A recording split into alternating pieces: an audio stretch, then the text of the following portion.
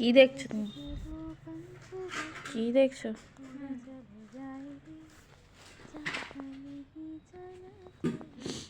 Hello guys, good morning. আমি আজকে নতুন ব্লগটা স্টার্ট করতে যাচ্ছি। তো দেখো, আমার মা আমাকে সকালের ব্রেকফাস্ট দিয়ে দিয়েছে, ফুলকপি দিয়ে ভাত ভাজা। লবণটা একটু কম হয়েছিল, কিন্তু খুব ভালো হয়েছিল খেতে। ঠিক তো এই যে এখন সিম্বার সাথে আমার একটু খেলার টাইম। সিম্বার সাথে খেলে একটু বাজারের দিকে আমি রওনা দিলাম। মা বললো কিছু জিনিস আনতে হবে, তো এই বাজারে চলে গেলাম। দেখো, একটু ভিড়টা কম, যেহেতু বেলা হয়ে গেছিলো অনেকটা।